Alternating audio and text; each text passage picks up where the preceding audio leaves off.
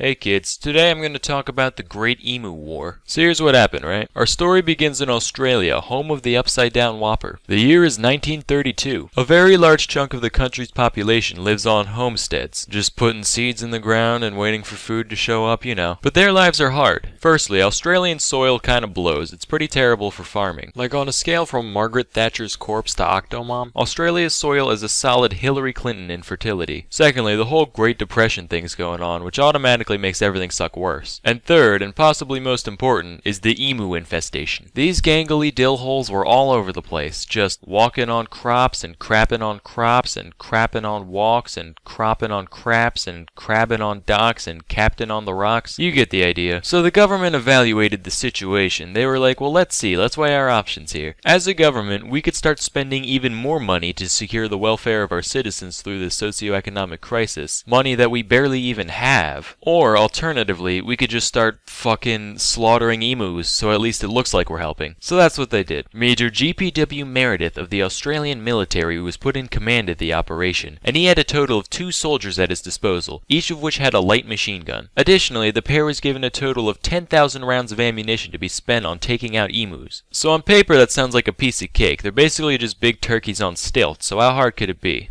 Well, apparently, pretty frickin' hard. Let me learn you kids a thing or two about emus. First of all, emus are tough as hell. Their bodies are basically like meat-laden tanks. They can definitely take a bullet or 3 and still keep running long enough to get away. Secondly, these fuckers have tactics. Like guerrilla warfare, it ain't got shit on emu warfare. They start out in a big herd or flock or pod, I don't really know. Let me Google it. Okay, a group of emus is technically called a mob. So you got a big mob of emus, right? And as soon as they sense danger, they break up into a bunch of little mobs and start scattering in every direction. So if you're spraying them down with a machine gun, you can't just whip it around all over the place. You have to focus your fire on one group at a time, meaning most of the others could get away pretty easily. I don't know if they had like a huddle beforehand or if this is just some coincidental product from their ridiculous bird minds, but it was effective either way. So between these two things, taking out the emus ended up being a huge struggle. Here's the story on what happened. So the crew went out in search of emus. The first time they found a mob, they started shooting before the guns were in range, so most of the emus got away. The second time, they waited until the emus were closer, but then the gun jammed, so most of the emus got away. And this sort of pattern went on for a while. At one point, they tried getting on the back of a truck first so they could chase down the mob, but the truck wasn't fast enough to catch up, and the ride was so bumpy that they couldn't aim properly, so most of the emus got away. By the time they got a fourth of the way through their ammo, after 2,500 shots, only 300 or so had been killed, which is tiny compared to the 20,000 birds said to be roaming the outback. At this point, they were like, alright, if I have to look at one more of these Jimmy-legged big bird wannabes, I'm gonna start screaming, so you know what? Fuck it. Let the farmers handle it. Then the farmers were like, hey jackholes, we're still starving out here. You still haven't given us those subsidies you promised. We had to feed the kids fucking dingo meat, which, you know, it's a nice change of pace to have the kids eating the dingoes for once, but that's beside the point. Could you dicks keep at least trying to help us? Thanks. The guys were like, alright, don't get your bogans in a bundle. We'll keep going if only to prove a point. So they kept going, just finding mobs, thinning them out slightly, rinse and repeat, until finally they only had like 100 bullets left. In total, the unit only had 986 confirmed kills. Some emus might have also died from their wounds after the fact, but still, a very large portion of the hordes was still alive. So the military was forced to surrender for real this time. Yes, that's right, kids. The emus won the war. Of course, their victory didn't last too long, because after the failed operation, the government put out a bounty on the emus. And that worked pretty well. Something like 50,000 bounties ended up being cashed out over 6 months in 1934. So the lesson here, kids, is that if you want to commit mass murder, don't crowdfund,